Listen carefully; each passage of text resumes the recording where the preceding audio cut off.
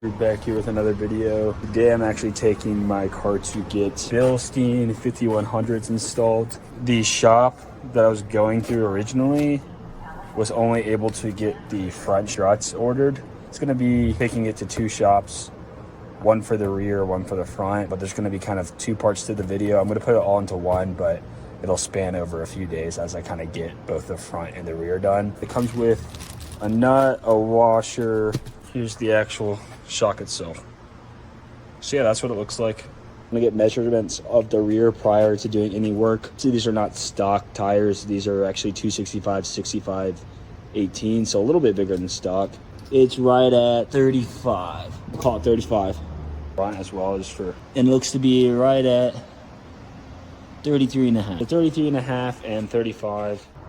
Just figured I'd do a little side profile as well.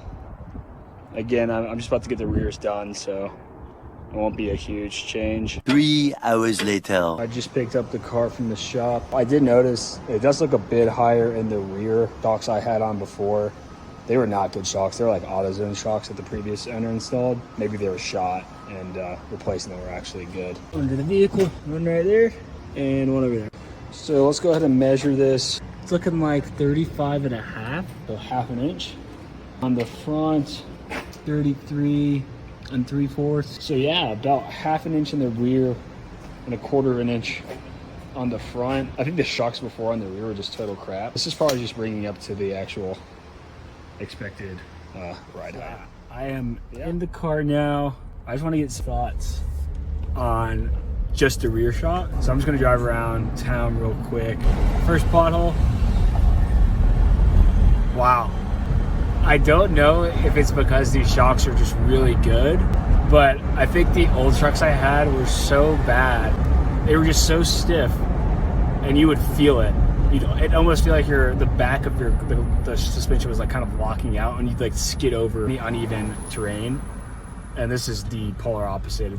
So if you are considering just getting the shocks, immediate first impression is well worth the money. I have heard that the rear shock's fairly easy to install yourself if you have the tools and the know-how. I just don't have the tools or really the know-how, so I opted to pay for somebody to do it. Could not be more happy with it, and I'm super excited to see how the front struts turn out. So part 2 coming now. All right guys, a few weeks later, I'm just now dropping off the Jeep to get the front struts installed. So this is kind of a side profile of what it looks like now. And we will do a follow-up video once they're installed. All right guys, so this is how it's sitting after the install. As you can see, it's about dead level front and rear.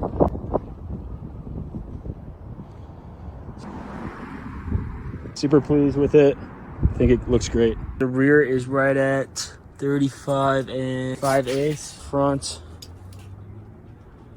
it's right at 35 and 5/8 as well, so dead level. You can see the front struts. There's these different notches. So first notch, second notch, third notch, and then the highest one is right there, the fourth notch. Picked up the car. I actually picked it up yesterday evening. I have actually been driving around a good bit. Wanted to kind of give a more thorough first impression. I took it to an off-road company in the Denver area. There was a vision on their part, and they quoted me 3 hours for the labor. They said it actually took them 5. I only paid them for 3 hours of labor. So what they did tell me though is that it's a pretty difficult job, the front strut specifically. With the positioning that I selected, I chose the top notch. There's, I believe, 4 different notches, each giving varying amounts of front ride height. The 4th notch gives you right at 1.75 inches. I've been scouring the internet, and a lot of people's feedback was, the top notch was basically a dead level. Took them right about 5 hours, and then of course I did an alignment. But yeah, driving the Bilstein front struts on just handles way better. There's less body movement, especially in larger SUVs. When you take a fast corner, it can tend to feel like the car's rolling or about to practically flip over. Not so much that with these Bilsteins, which is really nice. Really any like deviation and just flat of the road is, you really can't feel it. Really pleased with the overall turnout. For the price, of course, there's other options out there. I elected not to do that. One, because I wanted to save a little money, and then the other benefit of these Bilsteins, it gives me the flexibility to, in the future, I want to add a lift coil. I can also do that and use like an old man emu coil, and it'll work. Considering getting a leveling kit, you want to level your Jeep or even lift it, consider getting the 5100s. A lot of positive reviews, and here's another one, so check them out.